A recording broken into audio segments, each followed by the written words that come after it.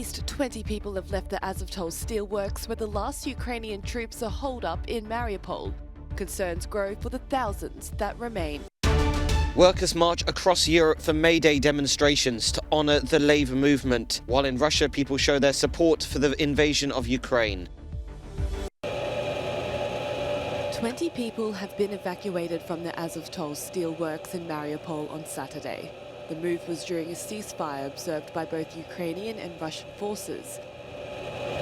However, Moscow media reports that 25 have left, but has given no indication on where they are going. A Ukrainian deputy commander says he hopes the people will go to Zaporizhia. From 6 a.m. we waited for the arrival of the evacuation column, he says, which arrived only at 6:25 p.m. As of 7:40, we transferred 20 civilians rescued from the rubble to the agreed location. These are women and children. We hope that these people will go in the agreed direction.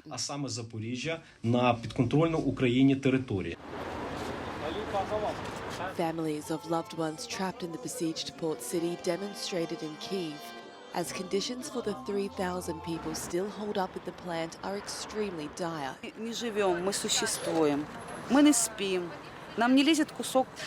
don't live, we survive, says Natalia, the wife of a soldier in Mariupol. We can't sleep, we can't even eat a piece of bread because our husbands are starving.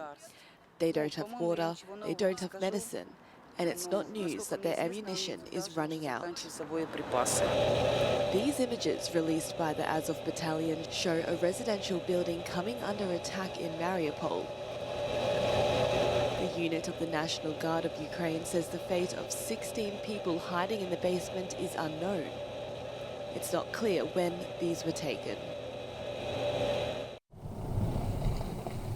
Several 100,000 tons of grain have allegedly been seized by Russian forces. That's according to Ukrainian's agriculture deputy minister. Moscow is accused of removing it from Zaporizhia, Kherson, Donetsk and Luhansk regions. Both countries contribute a third of the world's wheat exports. In total, these areas have about 1.5 million tons of such grain crops, the Ukrainian deputy minister of agriculture says.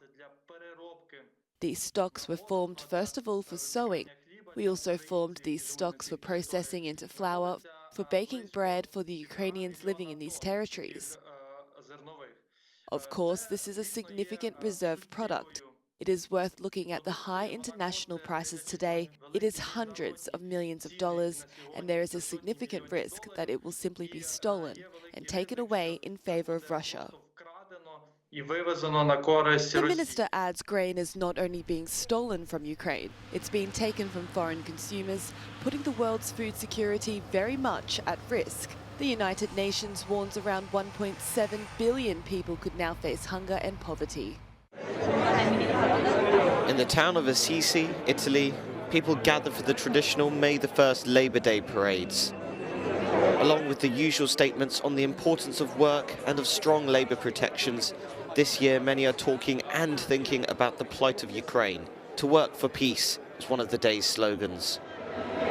And in Marseille is much the same picture. In the wake of French President Emmanuel Macron's re-election, and with not long till the legislative elections here, people are mobilising. This sign is protesting against Macron's proposed increase of the retirement age, for example. And in Moscow, a Workers' Day parade with a different perspective. People who are supporting Russia's invasion of Ukraine have finished a cross-country trip in Moscow. Here, they laid flowers at a memorial dedicated to the Soviet victory in World War II. For the first time since the start of the pandemic over 2 years ago, Italians can once again enter bars, supermarkets, restaurants, shops and most workplaces without having to wear a mask. The need to show the vaccine or so-called green pass will also be phased out. This follows the government's decision to ease some of the measures to prevent COVID-19 infection. This decision was needed. We've waited more than 2 years, but maybe we're finally getting out of this situation. However, face masks remain mandatory on all public transport, in hospitals, cinemas and in schools for students over 6 years of age. And not everyone is happy to go mask-free. We are happy that the Green Pass is no longer compulsory. But actually, it would be better to still have it because there are people who have not even had one vaccination. It is not fair compared to us who have had 3. The decision to lift COVID-19 related restrictions comes just weeks after Italy dropped pre-arrival testing requirements for vaccinated travellers. The measures will be welcomed by business owners and the tourist industry, which have felt the economic impact of the pandemic. But Italy is still registering over 60,000 new infections each day. It's a chance to award outstanding journalism, but also have a poke at the press and the U.S. president. But Saturday's White House Correspondents' dinner had a serious tone, with the war in Ukraine raging. Joe Biden had a wholehearted message for journalists not only in America, but globally. What's clear, and I mean this from the bottom of my heart, that you, the free press, matter more than you ever did in the last century. No, I really mean it. I've always believed that good journalism holds up a mirror to ourselves to reflect on the good, the bad, and the true. Tonight, I want to congratulate the awardees and the scholarship winners who carry on that sacred tradition. We've all seen the courage of the Ukrainian people because of the courage of American reporters in this room and your colleagues across the world who are on the ground taking their lives in their own hands. This is the first time a commander-in-chief has attended the black tie event in 6 years. And the occasion marks Biden's first attendance as a U.S. president. Angelina Jolie has surprised some of her youngest fans during a visit to the Ukrainian city of Lviv. The Goodwill Ambassador for the United Nations Refugee Agency met some of the displaced people there. The Hollywood actress's trip comes 1 month after her visit to Yemen, where she made parallels between the people suffering in both countries. Tens of thousands of ecstatic Real Madrid supporters have joined their heroes in the capital streets on Saturday. They're celebrating the club winning Spain's La Liga football league for a record-extending 35th time.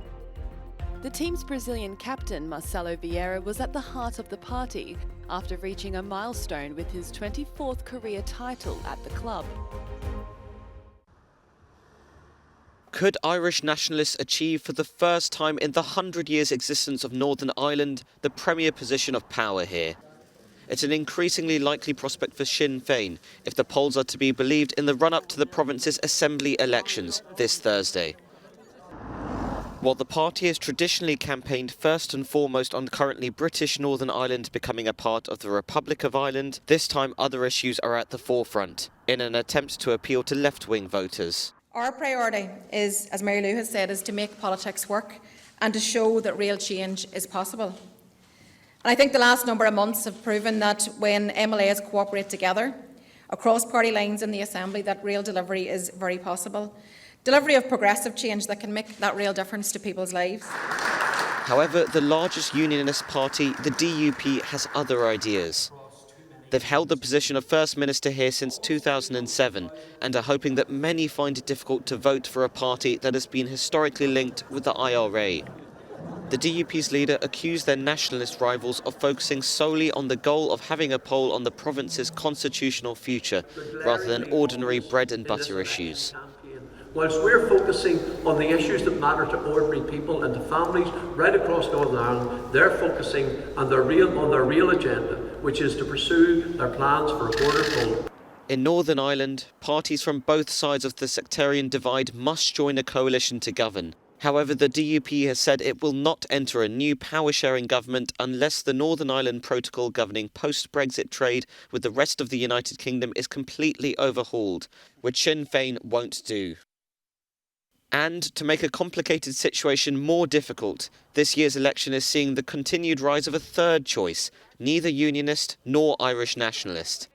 Parties like Alliance hope to appeal to voters whose political identity isn't crafted on whether the province should remain as part of the UK. Polls suggest that they will gain votes and seats.